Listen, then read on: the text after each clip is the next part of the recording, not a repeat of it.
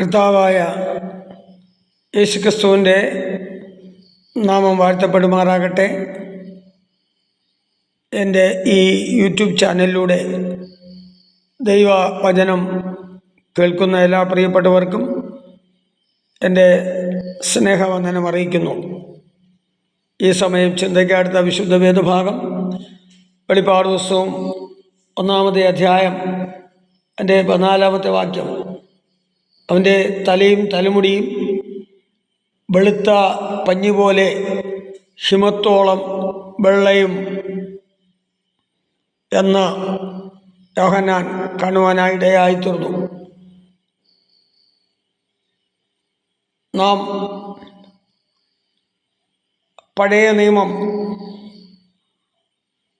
വായിച്ചു പഠിക്കുമ്പോൾ പഴയ നിയമത്തിലെ പുരോഹിതന്മാർ ശുശ്രൂഷയിൽ പ്രവേശിക്കുമ്പോൾ പഞ്ഞുനൂൽ കൊണ്ട് ഉണ്ടാക്കിയ തലപ്പാവ് നിർബന്ധമായും ധരിക്കണമായിരുന്നു. തലപ്പാവ് കൊണ്ട് അവരുടെ തല മൂടിയിരിക്കണം. നമ്മുടെ കർത്താവായ യേശുക്രിസ്തുവിൻ്റെ തലമുടി നമ്മൾ മനസ്സിലാക്കുമ്പോൾ പഠിക്കുമ്പോൾ കർത്താവിൻ്റെ തലമുടി നല്ല കറുത്ത നിറമായിരുന്നു. ഇവിടെ യോഹന്നാൻ കണ്ടത് തലയും തലമുടിയും വെളുത്ത പഞ്ഞി പോലെ. ഇത് നമ്മുടെ കർത്താവായ യേശുക്രിസ്തുവിൻ്റെ ജ്ഞാനത്തെയും വിശുദ്ധിയെയാണ് കാണിക്കുന്നത്. ലൂക്കോസിന്റെ സുവിശേഷം 2-ാം അധ്യായം 40-ാമത്തെ വാക്യം നമ്മൾ വായിക്കുമ്പോൾ, പൈതൽ വളർന്നു, ജ്ഞാനം നിറഞ്ഞു, ആത്മാവിൽ ബലപ്പെട്ടു പോന്നു, ദൈവകൃപയും അവൻ്റെ മേൽ ഉണ്ടായിരുന്നു. അപ്പോൾ പൈതൽ വളർന്നു, ജ്ഞാനം നിറഞ്ഞു എന്നാണ് കാണുന്നത്. അപ്രകാരം നമ്മൾ 1 കൊരിന്ത്യലേഖനം 1-ാം അധ്യായം 30-ാമത്തെ വാക്യം വായിക്കുമ്പോൾ, നിങ്ങളോ അവനാൽ ക്രിസ്തുയേശുവിൽ ഇരിക്കുന്നു, അവൻ നമുക്ക് ദൈവത്തിൽ നിന്ന് ജ്ഞാനവും നീതിയും വീണ്ടെടുപ്പുമായി തീർന്നു എന്ന് കാണുന്നു.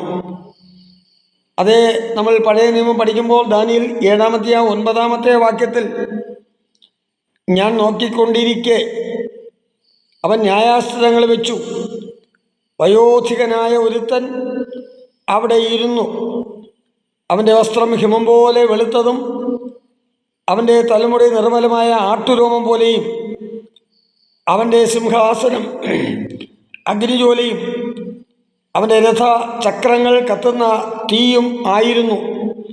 വയോധികനായ ഒരുത്തൻ ന്യായാസനങ്ങളെ കണ്ടു. ഞാൻ നോക്കിക്കൊണ്ടിരിക്കുമ്പോൾ ന്യായാസനങ്ങളെ വെച്ചു വയോധികനായ ഒരുത്തൻ അവിടെ ഇരുന്നു.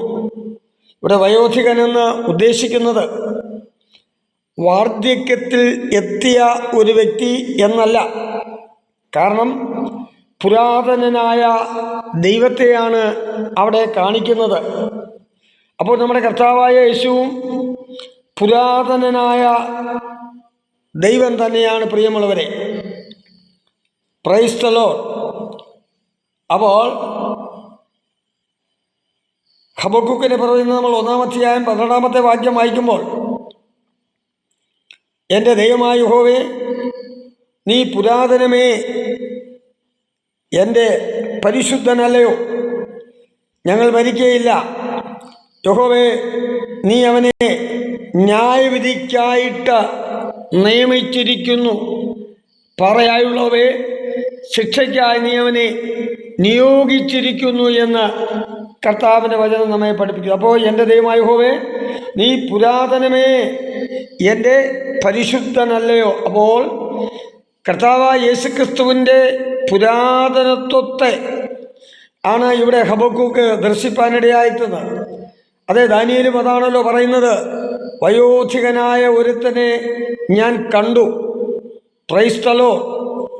ആമേൻ. അതിനോട് ബന്ധപ്പെട്ട് തന്നെയാണ് നമ്മൾ മീഖാ പ്രവചന പുസ്തകം 5-ാം അധ്യായം 2-ാമത്തെ വാക്യം നമ്മൾ വായിക്കുമ്പോൾ, നീയോ ബത്ലഹേം എഫ്രാത്തെ, യഹൂദ സഹസ്രങ്ങളിൽ നീ ചെറുതായിരുന്നാലും ഇസ്രായേലിന് അധിപതി ആയിരിക്കേണ്ടുന്നവൻ എനിക്ക് നിന്നിൽ നിന്ന് ഉത്ഭവിച്ചു വരും.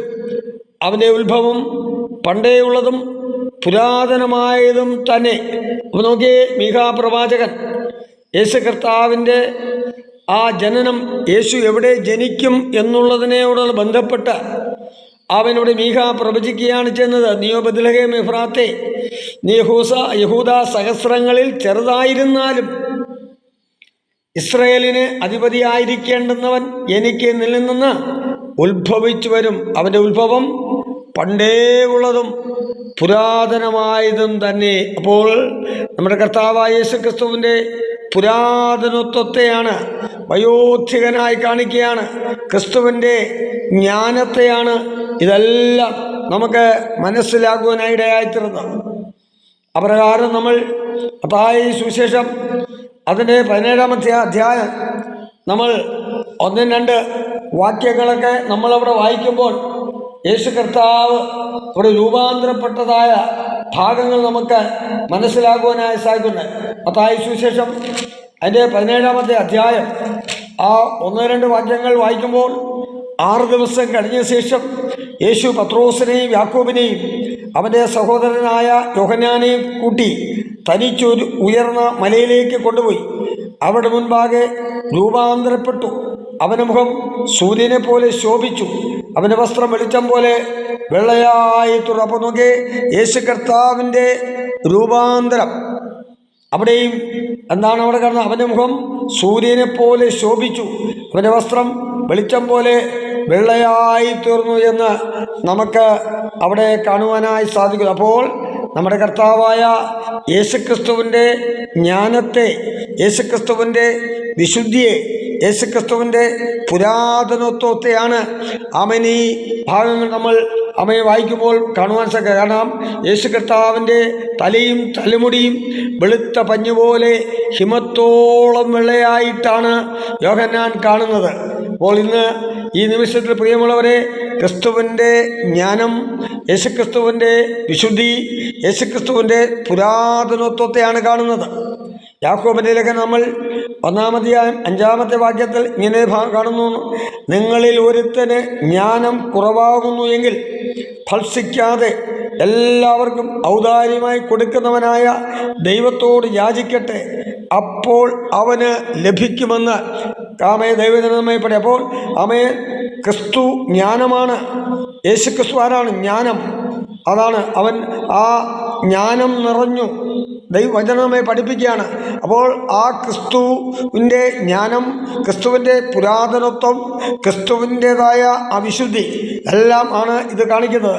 അപ്പോൾ നിങ്ങളിൽ ഒരുത്തന്, യാക്കോബ് പറയുകയാണ്, നിങ്ങളിൽ ഒരുത്തന് ജ്ഞാനം കുറവാകുന്നു എങ്കിൽ അവനെ നിങ്ങൾ വഴക്ക് പറയാതെ, ശാസിക്കാതെ, ഭത്സിക്കാതെ, ഒന്നും ചെയ്യാതെ എല്ലാവർക്കും, സകല മനുഷ്യർക്കും ഔദാര്യമായി കൊടുക്കുന്ന ദൈവത്തോട് അവർ പ്രാർത്ഥിക്കട്ടെ, യാചിക്കട്ടെ, അപേക്ഷിക്കട്ടെ, അപ്പോൾ അവന് ലഭിക്കുമെന്നാണ് ദൈവജനം നമ്മെ പഠിപ്പിക്കുന്നത്.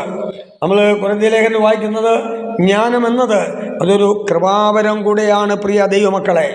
ആകയാൽ സ്തോത്രം.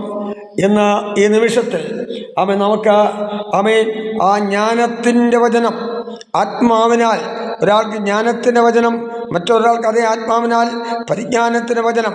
അപ്പോൾ കൃപാവരങ്ങൾ ആത്മാവിനാൽ ജ്ഞാനത്തിൻ്റെ വചനം ലഭിക്കാത്ത പ്രിയമുള്ളവർ, ജ്ഞാനം കുറവാകുന്നു എങ്കിൽ നാം ചെയ്യേണ്ടതാണ്, അത് നമുക്ക് തരുവാൻ കഴിവുള്ളവനായ, അത് നമ്മുടെ കർത്താവായ യേശു മാത്രമാണ്.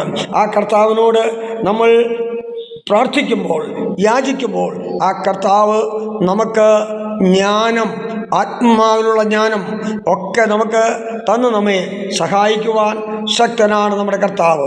ആ കർത്താവിൻ്റെ കരങ്ങളിലേക്ക് ഈ നിമിഷം നമ്മെ തന്നെ ഏൽപ്പിച്ചു കൊടുത്തുകൊണ്ട് ഒരു വാക്ക് നമുക്ക് പ്രാർത്ഥിക്കാം. ഞങ്ങളെ അളവ് കൂടാതെ സ്നേഹിക്കുന്ന ഞങ്ങളുടെ നല്ല ദൈവമേ, ഈ നിമിഷത്തിൽ ഞങ്ങൾ അങ്ങയോട് പ്രാർത്ഥിക്കുന്നു. ഞങ്ങളുടെ കർത്താവ് അതേ ജ്ഞാനമാണ്, ഞങ്ങളുടെ കർത്താവിൻ്റെ പുരാതനത്വം, കർത്താവിൻ്റെ വിശുദ്ധിയൊക്കെ ഞങ്ങൾ മനസ്സിലാക്കുവാനിടയായിത്തീർന്നു.